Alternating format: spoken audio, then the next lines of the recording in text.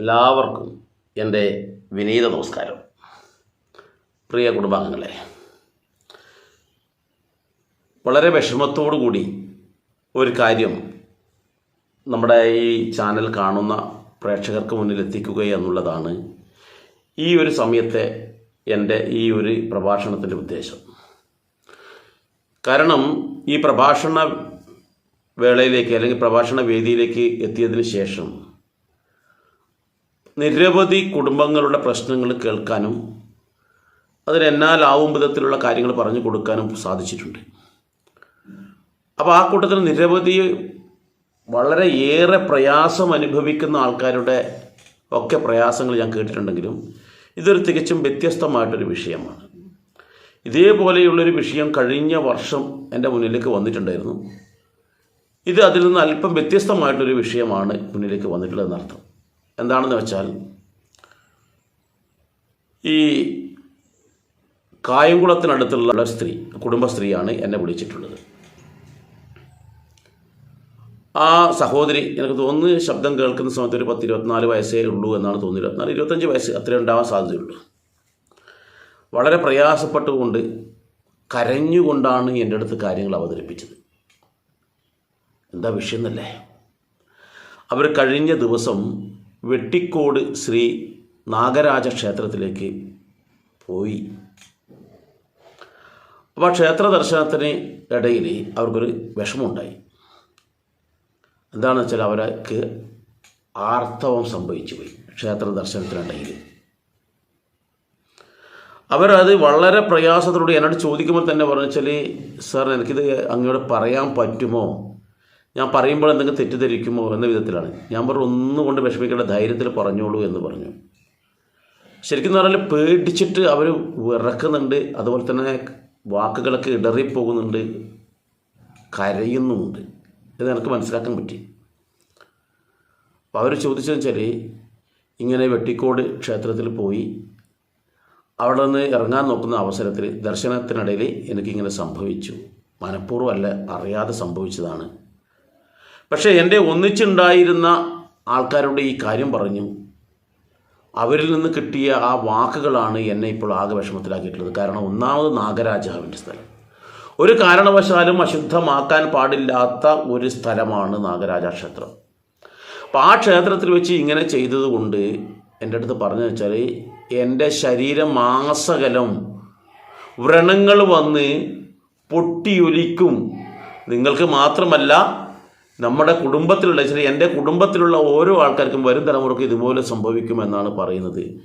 എന്താണ് ഇതിനൊരു പരിഹാരം? എനിക്കൊരു രക്ഷയും കാണുന്നില്ല. അപ്പോൾ യൂട്യൂബിൽ സെർച്ച് ചെയ്തപ്പോൾ എൻ്റെ ഒരു വീഡിയോ കണ്ടു, ഈ നാഗവുമായി ബന്ധപ്പെട്ടിട്ടുള്ള. അല്ല, ഈ ക്ഷേത്രത്തിൽ ഇതേപോലെ ആർത്തവമായി കഴിഞ്ഞാൽ എന്താ ചെയ്യേണ്ടതിനെ കുറിച്ചുള്ള വീഡിയോ ആണ് അവർ കണ്ടതെന്ന് പറഞ്ഞു. അപ്പോൾ അതുകൊണ്ടാണ് എന്നെ അവർ വിളിക്കുന്നത് എന്ന് പറഞ്ഞു. അപ്പോൾ സാധാരണ ക്ഷേത്രമല്ല, നാഗരാജാവിൻ്റെ ക്ഷേത്രമാണ്. അപ്പോൾ ഈ പറഞ്ഞപ്പോൾ അവർക്കാണെങ്കിൽ ചിന്തിക്കാൻ പോലും കഴിയുന്നില്ല. സാധാരണഗതിയിൽ നമുക്കറിയാം, നമ്മുടെ മുഖത്തൊരു മുഖക്കുരു വന്നാൽ പോലും അത് മായ്ച്ചു കളയാൻ അല്ലെങ്കിൽ അത് ഇല്ലാതാക്കാൻ വേണ്ടി നമ്മൾ പെടുന്ന പാടുകൾ അറിയാം. അപ്പോൾ ഈ അവസരത്തിൽ ശരീരമാസകലം പൊട്ടിയൊലിച്ച് വ്രണങ്ങൾ വന്ന് നിറയും എന്ന് പറഞ്ഞപ്പോൾ അത് പല ആൾക്കാരും പറഞ്ഞു എന്നാണ് പറയുന്നത്. പ്രത്യേകിച്ച് നാഗരാജാവിൻ്റെ ക്ഷേത്രത്തിൽ വെച്ച് യുവതികൾക്ക് ഇങ്ങനെ സംഭവിച്ചാൽ ഇത്തരത്തിൽ മാരകമായിട്ടുള്ള ദോഷത്തിന് ഇടയാകും എന്നാണ് പറഞ്ഞത്. ഇതേപോലെ ഒരു വിഷയം ഞാൻ മുന്നേ നമ്മുടെ ഈ ചാനലിലൂടെ പറഞ്ഞിട്ടുണ്ടായിരുന്നു. അന്ന് പറഞ്ഞ വിഷയം തികച്ചും വ്യത്യസ്തമാണ്. അത് സാധാരണ ഒരു ക്ഷേത്രത്തിൽ വെച്ചാണ് സംഭവിച്ചത്. അന്ന് ഞാൻ കൊടുത്ത മറുപടി തന്നെയാണ് ഇതിനും എനിക്ക് കൊടുക്കാനുണ്ടായിരുന്നത്. ഒന്നാമത് നമ്മുടെ സഹോദരിമാർ ചിന്തിക്കേണ്ട ഒരു കാര്യം എന്താണെന്ന് വെച്ചാൽ, ഈ ക്ഷേത്രത്തിൽ വെച്ച് ഇത്തരത്തിൽ സംഭവിക്കുന്നത് നിങ്ങളുടെ കുറ്റം കൊണ്ടാണോ? നിങ്ങൾ മനഃപൂർവ്വം അറിഞ്ഞും കൊണ്ട് ആ ക്ഷേത്രത്തിൽ പോയിട്ട് അങ്ങനെ സംഭവിച്ചതാണ്. ഇതെനിക്കിപ്പോൾ ഇന്ന് ആവുന്നത് കൊണ്ട് ഞാൻ നേരെ അവിടത്തേക്ക് പോകാം, അപ്പോൾ അവിടെ ഇങ്ങനെ ആക്കണം എന്നുള്ള ദുഷ്ടചിന്തയോടുകൂടി പോയതാണോ? ഒരാളും അങ്ങനെ പോകില്ല. ഈശ്വരവിശ്വാസമുള്ള ഒരാളും അങ്ങനെ പോകില്ല. ഈ കുട്ടിയുടെ വാക്കുകൾ കേൾക്കുമ്പോൾ തന്നെ വ്യക്തമായിട്ട് മനസ്സിലാക്കാം, ഒന്നാം തരം ഭക്തയാണ്. അതുകൊണ്ടാണല്ലോ ഈ ഭയം വന്നത്. ഈശ്വരവിശ്വാസമില്ലാത്താക്കുന്നൊരു ഭയമൊന്നും ഉണ്ടാവില്ല, അവർ മനഃപൂർവ്വം ദ്രോഹിക്കുന്നതെന്ന് വിചാരിക്കാം. പക്ഷേ 100% ഉറപ്പാണ്, വിശ്വാസമുള്ള ഒരാളും ഇത് ചെയ്യില്ല. അപ്പോൾ അറിഞ്ഞും കൊണ്ടല്ല നമ്മൾ ഒരിക്കലും ഇത് ചെയ്യുന്നത്. അറിഞ്ഞുകൊണ്ട് അല്ലാത്ത നിരവധി ഇതുപോലുള്ള കാര്യങ്ങൾ നമുക്ക് സംഭവിക്കുന്നുണ്ട്. ഏതായാലും ഈ ആർത്തവം എന്ന് പറയുന്നത് ഒരു മഹാ അപരാധമായിട്ടാണ് പലരും കാണുന്നത്. ഞാൻ ഈ കുട്ടിക്ക് കൊടുത്ത മറുപടിയാണ് ഇവിടെ നിങ്ങൾ കേൾക്കേണ്ടത്.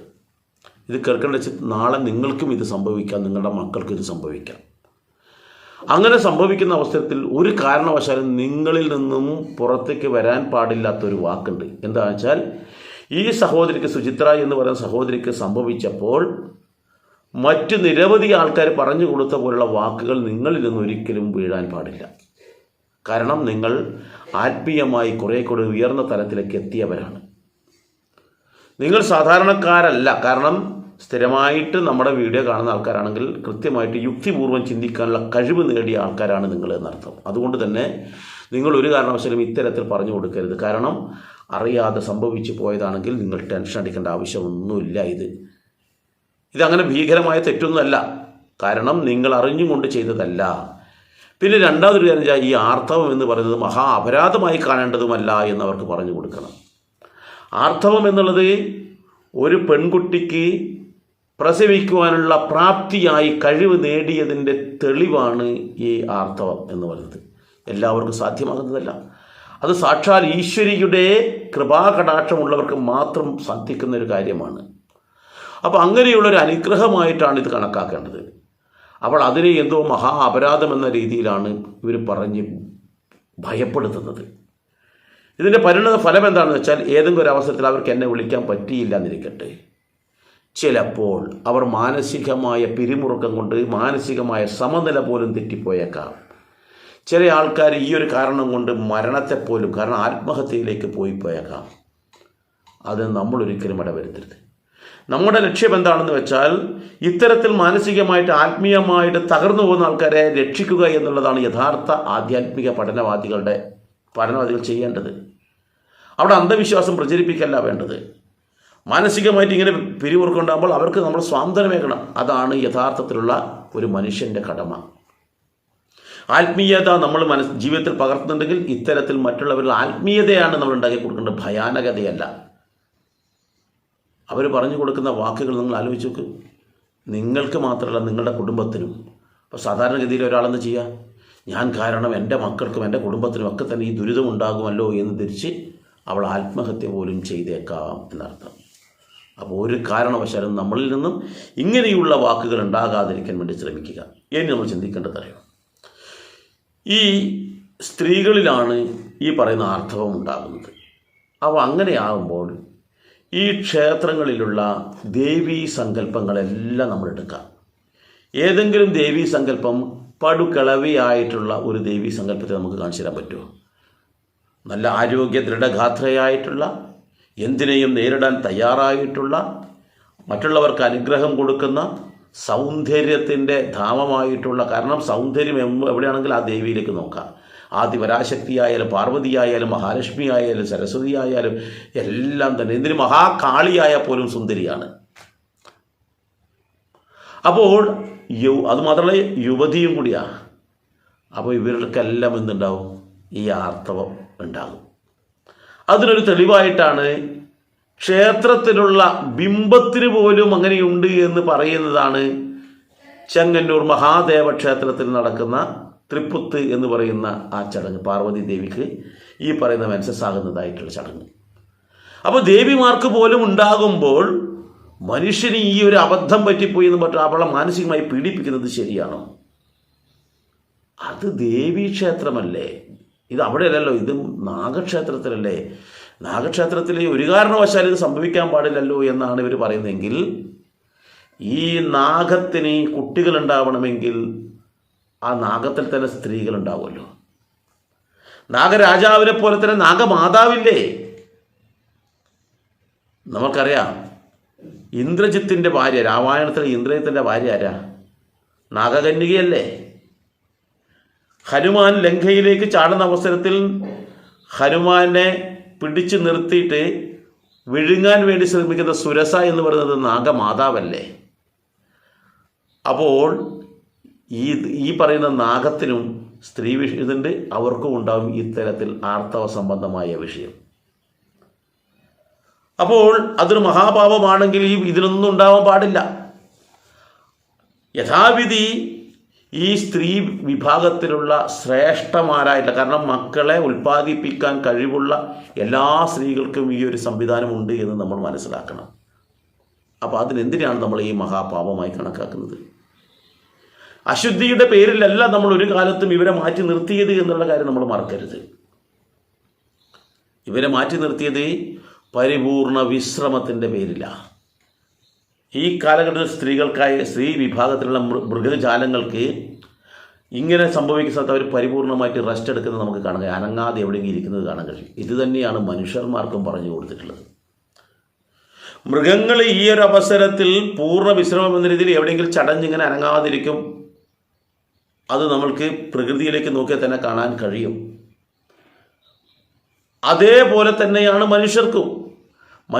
മനുഷ്യർക്ക് ഈ അവസരത്തിൽ പരിപൂർണ വിശ്രമമാണ് പറഞ്ഞിട്ടുള്ളത്. അപ്പോൾ ആ വിശ്രമ സമയത്ത് അവർ കഠിനമായ ഒരു കാര്യവും ചെയ്യാൻ പാടില്ല, യാത്രയും ചെയ്യാൻ പാടില്ല എന്നാണ് പറയുന്നത്. കൂടുതൽ നടക്കുന്നത് പോലും ഈ അവസരത്തിൽ അവർക്ക് ഈ ആർത്തവരക്തം കൂടുതലായിട്ട് പുറത്തേക്ക് പോകാനും വയറുവേദനയും തലവേദനയും വർദ്ധിക്കാനും ഉദരസംബന്ധമായ പ്രശ്നമുണ്ടാക്കാനും ഇടവരുമെന്നുള്ളത് കൊണ്ടാണ് ഇവർക്ക് വിശ്രമം പറഞ്ഞിട്ടുള്ളത്. അപ്പോൾ അങ്ങനെ വിശ്രമിക്കേണ്ട ആ അവസരത്തിൽ ഇവർ മറ്റൊരു കാര്യവും ചെയ്യാൻ പാടില്ല എന്നേ ഉള്ളൂ. ക്ഷേത്രത്തിൽ പോകാൻ പാടില്ല എന്ന് മാത്രമല്ല, അവർ ചന്തയിലേക്ക് പോകാൻ പാടില്ല. ഇപ്പോൾ പല സർക്കാർ സ്ഥാപനങ്ങളിലും ഭാരതത്തിന് വെളിയിൽ പോലും ഈ ആർത്തവ സ്ത്രീകൾക്ക് അവധി കൊടുക്കുന്ന ഒരു സമ്പ്രദായമുണ്ട്. പല കമ്പനികളിലും അവധി കൊടുക്കുന്നുണ്ട് ആർത്തവ സ്ത്രീകൾക്ക്. അതൊക്കെ ദീർഘവീക്ഷണത്തോടുകൂടി പ്രവർത്തിക്കുന്ന ആൾക്കാർ ചെയ്യുന്നതാണ്. അപ്പോൾ ഇതൊരു മഹാ അപരാധമായി കാണേണ്ടതില്ല. ഞാൻ ആ സഹോദരിയോട് പറഞ്ഞത് എന്താണെന്ന് വെച്ചാൽ, ഇതൊന്നും പേടിക്കാനൊന്നുമില്ല, നിങ്ങൾ അറിഞ്ഞുകൊണ്ട് ചെയ്തതൊന്നുമല്ലല്ലോ, അപ്പോൾ അതൊന്നും ഒരു ഭയവും വേണ്ട, നിങ്ങൾക്ക് ഒരു ദോഷവും ഉണ്ടാകില്ല എന്ന് പറഞ്ഞു. പക്ഷേ ആ സഹോദരി ഇത് അംഗീകരിക്കുന്നില്ല. അവരുടെ മനസ്സിൽ അവർ പറഞ്ഞു കൊടുത്ത മാരകമായിട്ടുള്ള വാക്കുകളാണ്. അപ്പോൾ എൻ്റെ അടുത്തൊരു സമാധാനത്തിന് വേണ്ടി എന്നെ വിളിച്ചെങ്കിൽ പോലും എൻ്റെ വാക്കുകൾ അവർക്കൊരു ആശ്വാസം ഏകുന്നില്ല. അവർ പറഞ്ഞ്, ഇല്ല, അവർ പറഞ്ഞ പ്രകാരമാണെങ്കിൽ എന്തായാലും അത് സംഭവിക്കില്ലേ, എൻ്റെ അടുത്ത് തെറ്റല്ലേ പറ്റിയത്. ഞാൻ അവർ തെറ്റല്ല, പക്ഷേ അപകടം പറ്റുമോ, അങ്ങനെ എന്ത് സംഭവിച്ചു പോയി എന്ത് ചെയ്യും അവർ പറയും. ഒരാളല്ല, നിരവധി ആൾക്കാർ പറഞ്ഞു കൊടുത്തതാണ്. അപ്പോൾ ഞാൻ പറഞ്ഞു കൊടുത്തത് എന്തറിയോ, നിങ്ങളൊന്നുകൊണ്ട് ഭയക്കേണ്ട.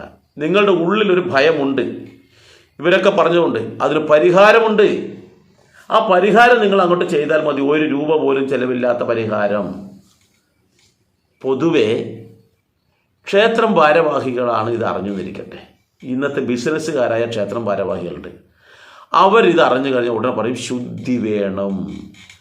അതിനു വേണ്ടിയിട്ട് അവർ ലക്ഷക്കണക്കിന് രൂപയുടെ കാര്യങ്ങൾ പറഞ്ഞ് അവിടെ പുണ്യാഹവും പിന്നെ ശുദ്ധികർമ്മവും മറ്റു കാര്യങ്ങളൊക്കെ ചെയ്യിച്ചിട്ട് പണം പിഴിയുന്ന ഒരു സമ്പ്രദായം ചില ക്ഷേത്ര ഭാരവാഹികൾക്കുണ്ട്.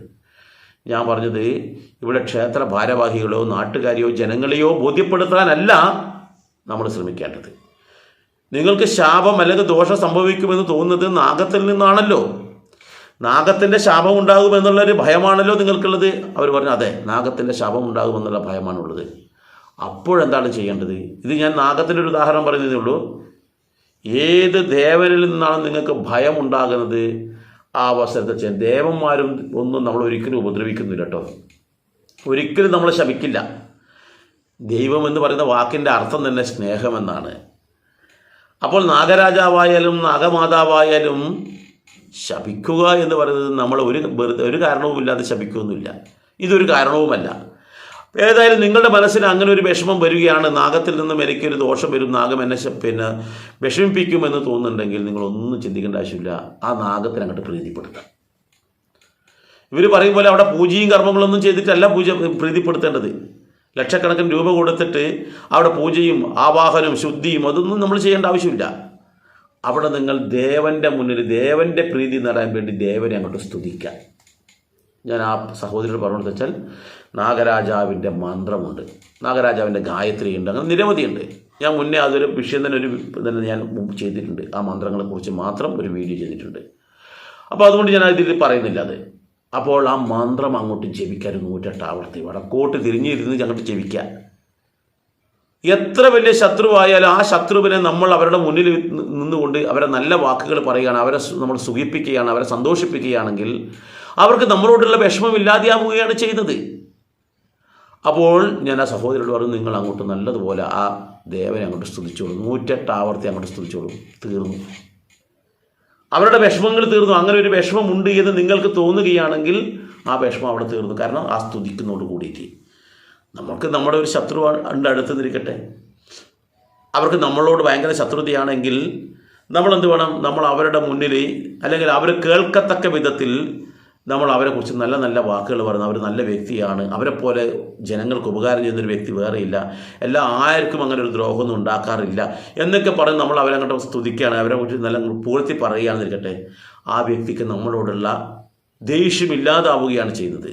അതേപോലെ തന്നെയാണ് ഈ പറയുന്ന ദേവതകളെ, നാഗമാവട്ടെ നാഗമാതാവട്ടെ എന്തോ ആവട്ടെ, നമ്മൾ ആ മന്ത്രം കൊണ്ട് അവരെ സ്തുതിക്കുമ്പോൾ അവർക്ക് നമ്മളിൽ എന്തെങ്കിലും അനിഷ്ടമുണ്ടെങ്കിൽ അത് ഇല്ലാതാവുകയാണ് ചെയ്യുന്നത് എന്ന് നമ്മൾ മനസ്സിലാക്കണം.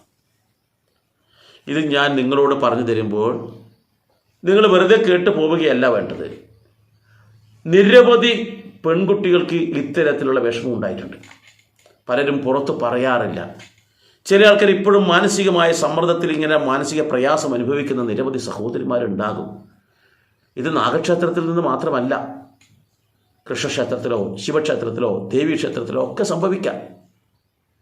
അപ്പോൾ ഞാൻ പറഞ്ഞു വന്നത്, ഇത് ഒരിക്കലും ആദ്യം നമ്മൾ ചിന്തിക്കേണ്ടത് ഇതൊരു മഹാ അപരാധമായി കാണേണ്ടതില്ല.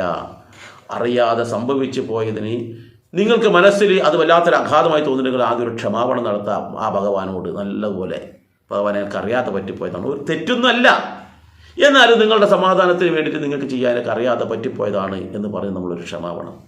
എന്നതിന് ശേഷം നിങ്ങളുടെ മനസ്സിൻ്റെ സമാധാനത്തിന് വേണ്ടി ആ ദേവതാ സങ്കല്പത്തെ നമ്മൾ അങ്ങോട്ട് പുകഴ്ത്ത സ്തുതിക്കുക. കൃഷ്ണൻ്റെ അമ്പലമാണെങ്കിൽ നമ്മൾ കൃഷ്ണനെ അങ്ങോട്ട് സ്തുതിക്കുക. ശിവക്ഷേത്രമാണെങ്കിൽ ശിവൻ്റെ പഞ്ചാക്ഷരി 108 ആവർത്തി ചെല്ലുക. ദേവീക്ഷേത്രമാണെങ്കിൽ അമ്മേ നാരായണ ദേവി നാരായണ ചൊല്ലിയാൽ മതി. അപ്പോൾ ഏത് ദേവതാ സങ്കല്പത്തിൻ്റെ അടുത്താണ് ഇങ്ങനെ നമ്മൾക്ക് ഒരു വിഷമം തോന്നിയിട്ടുള്ളതെങ്കിൽ ആ ദേവതാ സങ്കല്പത്തെ സ്തുതിച്ചാൽ മതി, പരിഹാരം, ഒരു പ്രയാസവുമില്ല. പക്ഷേ നിങ്ങളുടെ അരികിൽ ഒരാൾ വന്ന് നിങ്ങളുടെ ഇത്തരത്തിൽ പറയുന്നത് അല്ലെങ്കിൽ പറഞ്ഞു എന്നിരിക്കട്ടെ, അല്ലെങ്കിൽ നിങ്ങളുടെ അറിവിൽ പെട്ടു എന്നിരിക്കട്ടെ, നിങ്ങൾ അവരെ അടുത്ത് പോയിട്ട് അവർക്ക് സ്വാന്തനമേക്കിയിട്ട് അവരെ ആശ്വസിപ്പിച്ചു കൊണ്ട് പറയാം, അതൊന്നും പ്രയാസമൊന്നുമില്ല കേട്ടോ, അങ്ങനെ അവർ പറയുന്നതൊന്നും കാര്യമാക്കേണ്ടതില്ല. യഥാവിധി നമ്മൾ ഈ ആർത്തവമുള്ള സ്ത്രീകൾ അവിടത്തേക്ക് പോകാൻ പാടില്ല എന്ന് പറയുന്നതിൻ്റെ പ്രധാന കാര്യം ഒന്ന് ശാരീരികമായിട്ടുള്ള വിഷമതകളാണ്. അവർക്ക് അവിടെ മാത്രമല്ല മറ്റ് പല സ്ഥലത്തും യാത്ര ചെയ്യാൻ പാടില്ല, ഒരു വീട്ടിൽ നിന്ന് വെളിയിലിറങ്ങാൻ പാടില്ല എന്നുള്ളതാണ്. പിന്നെ ക്ഷേത്രത്തിൽ നോക്കുമ്പോൾ കുറച്ചും കൂടി കാര്യങ്ങളുണ്ട്. എന്താണെന്ന് വെച്ചാൽ ക്ഷേത്രത്തിൽ ഒരു കാരണവശാലും വിസർജ്യ വസ്തുക്കൾ ക്ഷേത്രത്തിൽ ക്ഷേത്രഭൂമിയിൽ വരാൻ പാടില്ല എന്നാണ്. അപ്പോൾ വിസർജ്യ വസ്തുക്കൾ എന്ന് പറയുമ്പോൾ ഈ ആർത്തവ രക്തം മാത്രമല്ല കേട്ടോ, അത് നമ്മൾ ചിന്തിക്കണം. മൂത്രം ഈ ക്ഷേത്രഭൂമിയിൽ വീഴാൻ പാടില്ല, വിസർജ്യ വസ്തുക്കളൊന്നും പാടില്ല. കൃത്യമായിട്ട് ഈ ക്ഷേത്രവുമായി ബന്ധപ്പെട്ടിട്ടുള്ള തന്ത്രഗ്രന്ഥങ്ങളിൽ വിശദമായി വിവരിക്കുന്നുണ്ട് അശുദ്ധി വരുന്നത് എങ്ങനെയാണെന്ന്. അതിലൊന്നാണ് മലം, മൂത്രം. മനുഷ്യൻ്റെ ശരീരത്തിൽ വരുന്ന എല്ലാ വിസർജ്യ വസ്തുക്കളും, വിസർജ്യം എന്ന് പറഞ്ഞാൽ മനുഷ്യൻ്റെ ശരീരത്തിൽ നിന്ന് ഒഴിവാക്കപ്പെടുന്നതെല്ലാം, ആ ഒഴിവാക്കപ്പെടുന്നതാണ് ഒന്ന് മലവും മൂത്രവും. പിന്നെയോ കവ, തുപ്പല്, ഉമിനീര്, ഇതൊക്കെ മനുഷ്യ ശരീരത്തിൽ നിന്ന് ഒഴിവാക്കപ്പെടുന്നതാണ്. അതുപോലെ തന്നെയാണ് വിയർപ്പ് തുള്ളികൾ, അതുപോലെ തന്നെയാണ് മുടി, അതുപോലെ തന്നെയാണ് നഖം, അതുപോലെ തന്നെയാണ് രക്തം. അത് മുറിഞ്ഞിട്ടായാലും വേണ്ടില്ല, എങ്ങനെയായാലും വേണ്ടില്ല. അപ്പോൾ ഈ സമയത്ത് ഈ രക്തം ഈ മണ്ണിലേക്ക് വീണുപോയാൽ അതാണ് അവിടെ അശുദ്ധി എന്നാണ് പറയുന്നത്. ആർക്കാ അശുദ്ധി? ദേവനാണ് അശുദ്ധി എന്നാണ് വിശ്വാസം, നമ്മുടെ വിശ്വാസമാണിതൊക്കെ. പക്ഷേ അറിയാതെ സംഭവിക്കാൻ പാടില്ല എന്നുള്ളത് കൊണ്ട് തന്നെയാണ് 4 വയസ്സിന് താഴെയുള്ള കുട്ടികളെ ചില ക്ഷേത്രങ്ങളിലേക്ക് കടത്തി വിടാറില്ല. അവർ പറയും കാണാം. നമ്മൾ കണ്ണൂർ ജില്ലയിലെ തളിപ്പറമ്പ് ശ്രീ രാജരാജേശ്വര ക്ഷേത്രത്തിൽ അവിടെ എഴുതി വെച്ചിട്ടുണ്ട് കടക്കാൻ പാടില്ല. കാരണം കുട്ടികൾ അറിയാതെ ചിലപ്പോൾ തുപ്പിപ്പോവുകയോ നഖം കടിച്ച് തുപ്പുകയൊക്കെ ചെയ്യും, അതുകൊണ്ടാണ് പറയുന്നത്. എന്നാൽ അങ്ങനെ സംഭവിച്ചു പോയി, അബദ്ധവശാൽ സംഭവിച്ചു പോയി നിൽക്കട്ടെ, അങ്ങനെ സംഭവിച്ചു പോയി കഴിഞ്ഞാൽ നമ്മൾ ക്ഷമാപണം നടത്തുക.